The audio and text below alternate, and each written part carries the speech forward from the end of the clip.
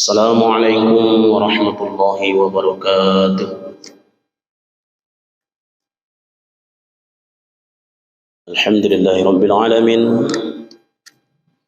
Wa bihi nasta'in ala umuri dunya waddin. Wahdahu wassalatu wassalamu ala rasulillahi ajma'in.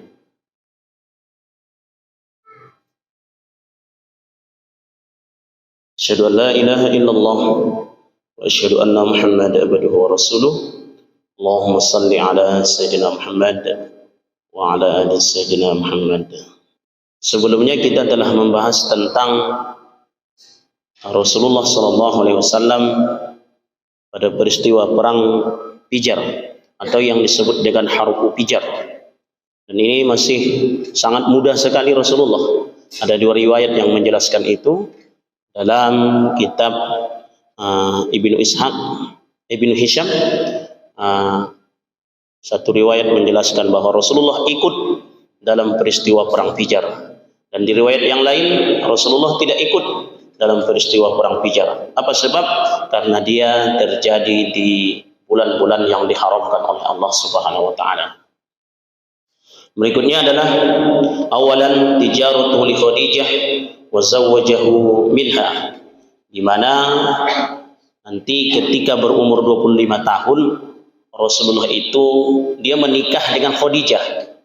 Jadi pertama awalnya bahwa Rasulullah Shallallahu Alaihi Wasallam itu berdagang dan kemudian membawa dagangannya Khadijah radhiyallahu anha.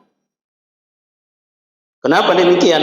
Karena pamannya Abu Thalib itu berkata kepada Rasulullah Shallallahu Alaihi Wasallam. Apa kata Abu Thalib?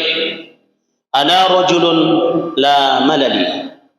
Wahai anakku, keponakanku, aku ini adalah laki-laki yang tidak punya harta. Aku adalah bukan orang kaya. Maka maksudnya adalah apa?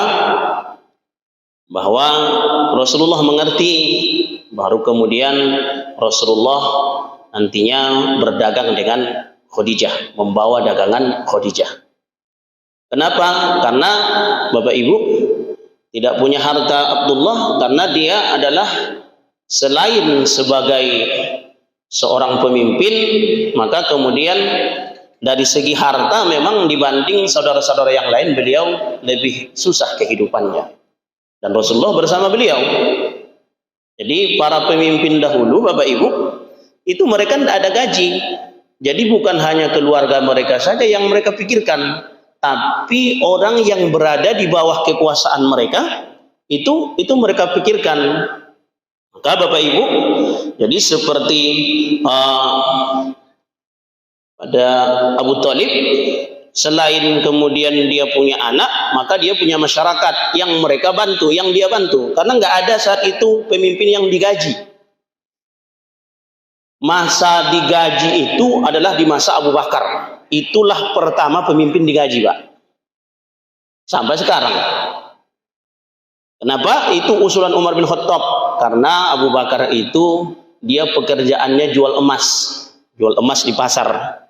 Ya kaya raya Abu Bakar itu. Jual emas di pasar, maka diusulkan oleh Umar bin Khattab.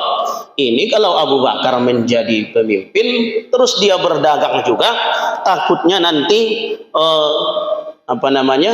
kepemimpinan beliau ini tidak maksimal.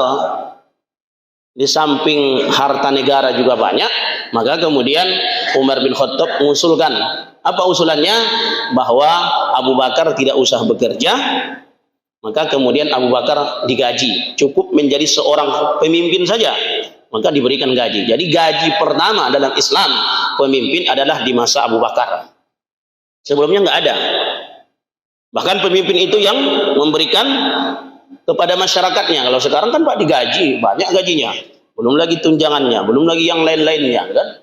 Datang dia nyumbang ke sana, bukan duit dia yang dia pakai itu, dia potong sedikit anggaran tuh. Gitu dia.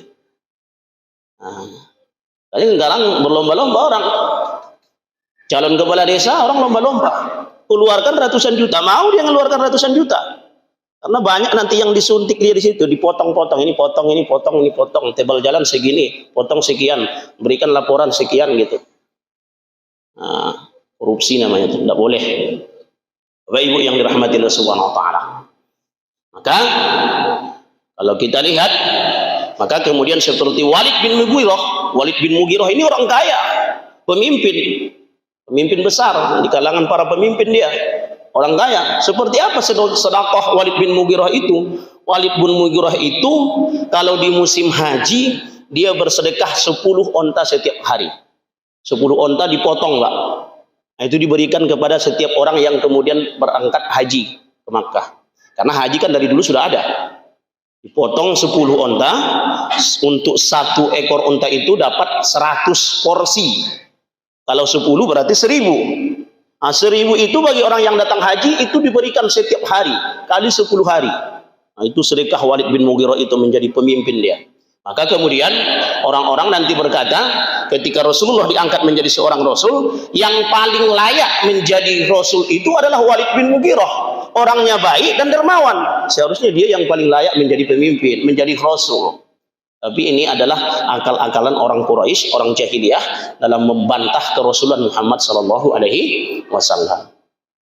Bapak Ibu yang semoga dirahmati Allah Subhanahu wa taala, jadi Abu Thalib tidak punya harta. Kemudian kata Abu Thalib, "Wa hadza 'iru qaumika qad hadar." Nanti akan datang rombongan mereka jualan antar provinsi, antar negara, dari masyarakat dari Quraisy Arab sampai kemudian Syam. Lalu kemudian wa Khadijah bintu Khuwailid sab'atu rijalan min qaumi bi'iril laha. Nah, ini dia pertamanya, Pak. Nanti akan datang rombongan dagang, mereka berbondong-bondong datang itu. Dan kemudian ada nanti rombongan dagang Khadijah binti Khuwailid. Jadi dia distributor antar negara. Nah, lalu kemudian walau ji'taha fa aradta nafsaka la asra'at ilaika. Kalau kamu nanti menemuinya, maka kemudian mintalah pekerjaan kepadanya. Nah, jadi nanti rombongan dagang banyak datang nih. Salah satu rombongannya adalah Khadijah. Itu rombongan Khadijah. Nanti kalau kamu jumpa dengan dia, kata Abu Thalib, maka kemudian mintalah pekerjaan kepada dia. Nah, Masya Allah. Jadi inilah awal pertemuan. Ini baru awal pertemuan nih, Pak. Belum nikah ini. Awal pertemuan Rasulullah Sallallahu Alaihi Wasallam dengan Khadijah. Dan Khadijah ini orang kaya, Pak. Keturunan orang kaya. Keponakan dia, bapak dia, kakek dia, itu semua orang kaya, Pak. Jadi Khadijah itu, Bu, memang keturunan orang kaya dari dahulunya. Dan dia itu nanti, insya Allah kita sambung pada pertemuan yang akan datang. Beliau ini menjanda 2 kali. Menikah dengan seorang laki-laki, punya anak, meninggal dunia, suaminya. Menikah lagi, punya anak, meninggal dunia. Maka sesudah itu, selain cantik, mahkota Makkah, wanita cantik, itu menjadi rebutan bagi laki-laki. Banyak orang yang melamar Khadijah, tapi Khadijah tidak mau. Dia ingin menikah dengan seorang laki-laki yang bukan sembarangan. Maka nanti kisahnya berikutnya insya Allah kita lanjutkan pada pertemuan yang akan datang. Tapi disinilah awal pertemuan Khadijah dengan Rasulullah Sallallahu Alaihi Wasallam. Demikian kita tutup dengan doa. Subhanakallahumma bihamdika asyhadu an la ilaha illa anta astaghfiruka wa atubu ilaik. Wassalamualaikum warahmatullahi wabarakatuh.